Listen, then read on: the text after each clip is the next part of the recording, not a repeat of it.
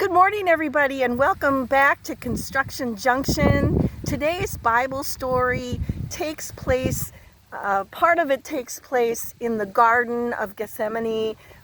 Jesus asked his disciples to sit quietly and pray with him. And while they were praying with him, they fell asleep, and Jesus was all alone. We're traveling for the next 2 weeks through the Passion story, which what our boys and girls know as the Easter story. Be on the lookout this week for flowers to remind you that Jesus prayed in the garden. And we're at Shepherd of the Bay right now, looking at some of our beautiful flowers. We have lilies and daisies and Queen Anne's lace and all kinds of beautiful flowers all around the property. You have to come by in your car, walk around the grounds, and just get a feel for that garden, and or seek out some gardens in your neighborhood or maybe even in your own backyard. Our story today is called Love One Another, The Last Days of Jesus by Lauren Thompson.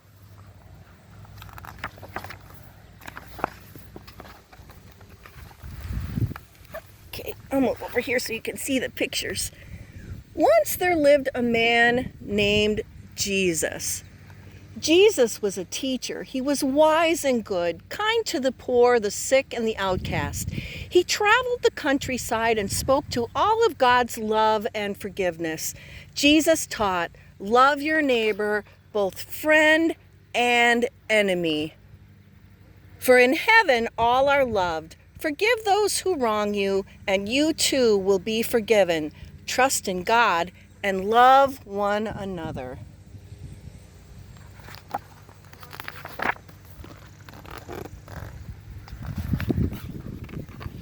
Many who gathered to listen were filled with hope and comfort.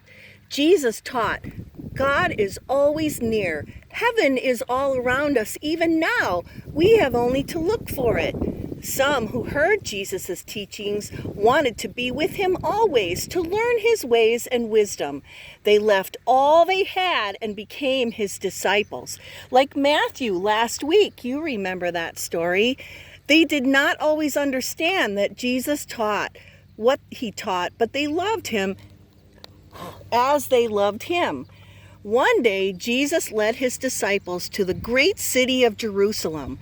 When he entered the gates of the city, people cheered as if he were a king. And that we know, boys and girls, as our Palm Sunday.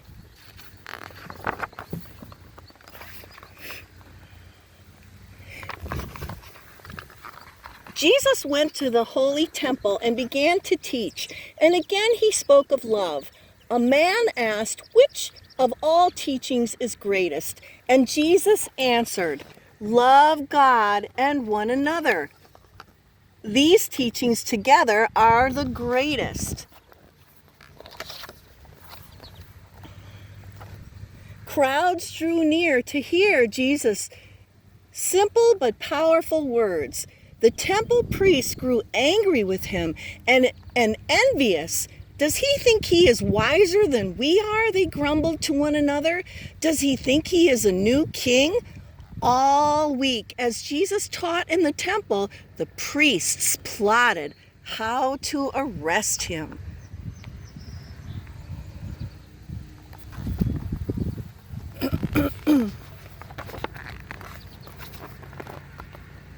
One evening, Jesus gathered his disciples for a meal away from the crowds. I have wanted to be with you one last time, Jesus said, for soon I fear one of you will betray me. The disciples were saddened and alarmed. They each asked, do you mean me? And they wondered which of them could betray the teacher they loved. They did not know that for 30 silver coins, the disciple named Judas had agreed to help the priests arrest Jesus. And that we know as the Last Supper. Later, Jesus and the disciples went together to a garden. Only Judas did not follow them. Jesus was deeply grieved and troubled. He knew that something terrible would soon happen. He asked his disciples to keep watch while he prayed. The disciples wanted to do as Jesus asked, but they were weary and could not stay awake. Full of sorrow, Jesus prayed alone. Whatever may come, let God's will be done. And boys and girls, this is where we really see the heart of Jesus. He stayed and obeyed God, even though he was lonely and he was afraid, and his friends fell asleep on him and didn't stay with him. Okay, that is where we really learn about the heart of Jesus and how much love he had to give. Jesus woke the disciples when they lay. Could you not keep watch for even 1 hour? He asked sadly. Rise, for the one who will betray me is here. Just then, Judas entered the garden, leading a hand of soldiers sent by the priests. Jesus called to Jesus, "Teacher," and he kissed him. Jesus whispered, "Friend, do what you have come to do."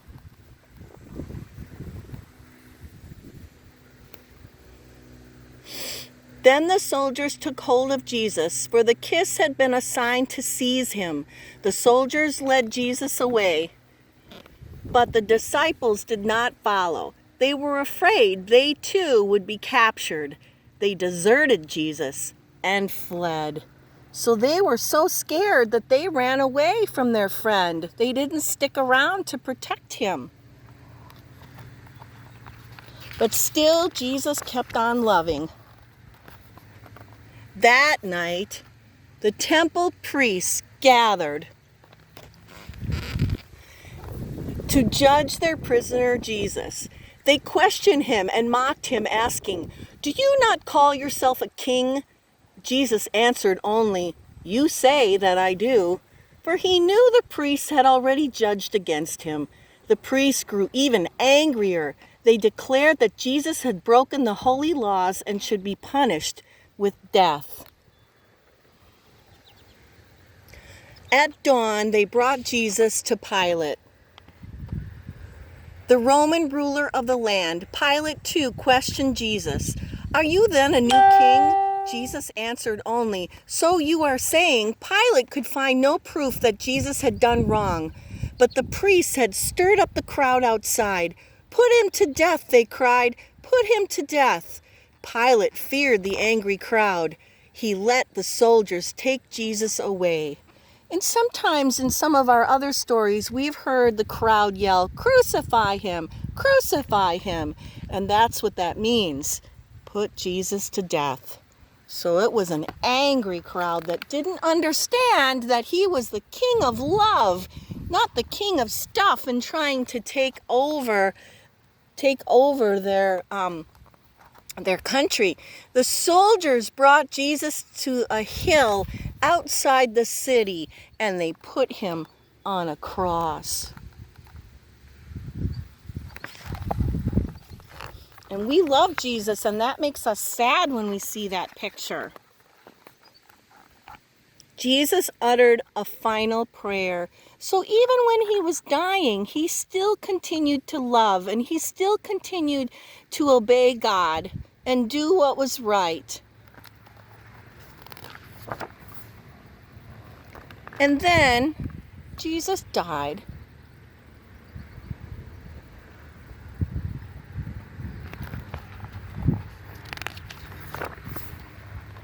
A man who loved Jesus took his body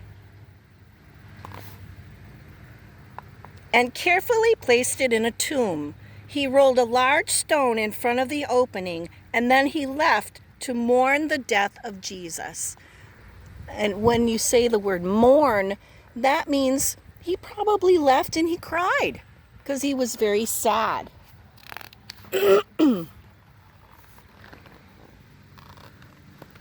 2 days later, another friend of Jesus, a woman named Mary, came to the tomb. The large stone had been rolled away.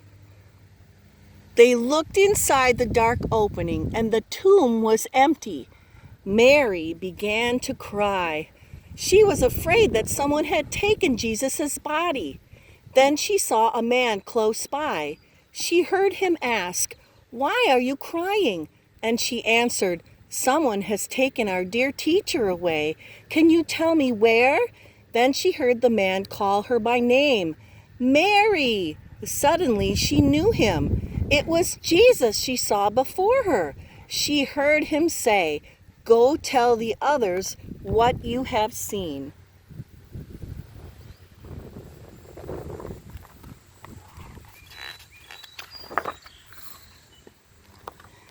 Mary found the disciples where they had gathered in hiding. "Jesus lives," she exclaimed, but the disciples did not believe her. They were deep in mourning, weeping with grief and remorse, for they knew they had deserted Jesus, and then he had died.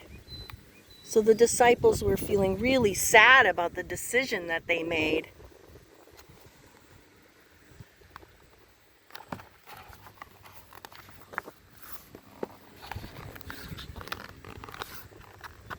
Suddenly, they saw Jesus there among them. The disciples were startled and afraid. "Do not be troubled," they heard Jesus say. "Be at peace and know that I am with you always." Then the disciples rejoiced. Their grief was ended, for Jesus had died, and yet he had lived. "Go now," they heard Jesus say. "Teach others as I have taught you. Forgive and love as I have loved you. So you must love one another." And that's the heart of Jesus.